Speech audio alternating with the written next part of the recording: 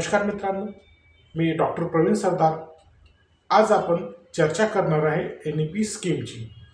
संत Gadgebaba Amravati university Amravati विद्यापीठाअंतर्गत विद्यापीठात संलग्नित महाविद्यालयामध्ये PSC फर्स्ट इयरच्या मुलांसाठी NEPची स्कीम कशी राहील त्याबद्दल आज आपण विस्तृत चर्चा करणार आहे।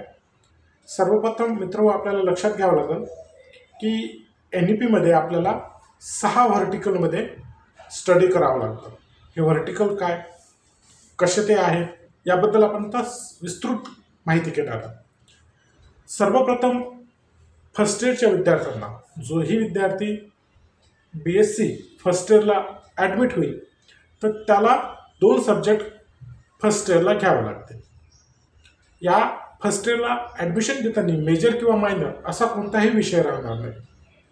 उदाहरणार्थ तुम्ही जर बॉटनी घेतलं, झुऑलॉजी घेतलं, बॉटनी घेतलं, केमिस्ट्री घेतलं तर तुम्ही तुमचे 2ही सब्जेक्ट हे मायनर म्हणून राहतील फर्स्ट इयरसाठी। सेकंड इयर नंतर किंवा थर्ड सेम नंतर याच्यामध्ये मेजर आणि मायनर असे 2 पार्ट पडणार आहेत, परंतु फर्स्ट इयरला फक्त ते 2ही मायनर राहतील। सोबतच त्याचं प्रॅक्टिकल तुम्हाला राहील। याचे तुम्हाला 2 क्रेडिट दिलेले आहेत। जोही तुम्ही सब्जेक्ट चूज करणार आहात त्याचे 2 क्रेडिट राहतील।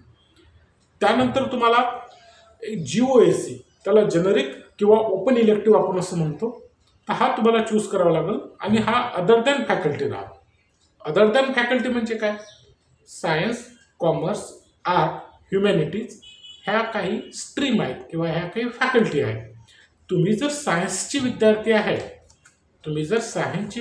आहात तर सायन्स स्ट्रीम किंवा सायन्स फॅकल्टी सोडून तुम्हाला अदर फॅकल्टीतले हे GOAC तुम्हाला घ्यावे लागतील।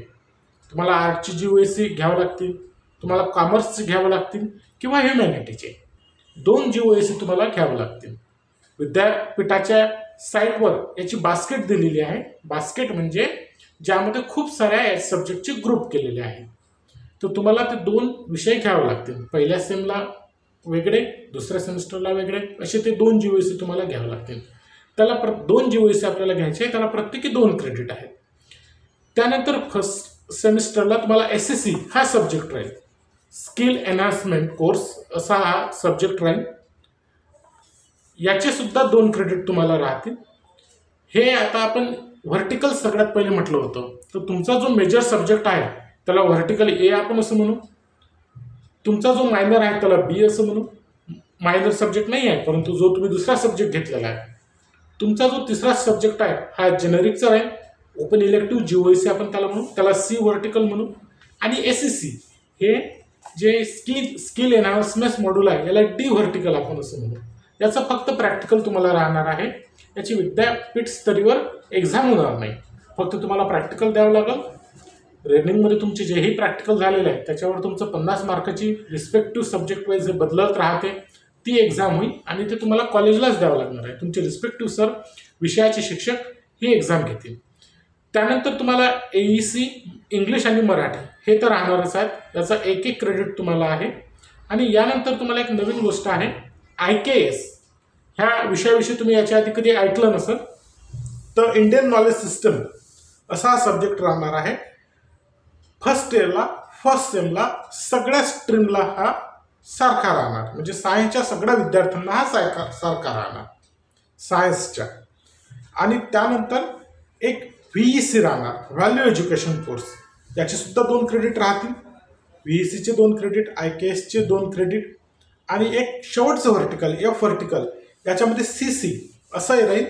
CC म्हणजे करिक्युलर ॲक्टिव्हिटी, याचे 2 क्रेडिट राहतील।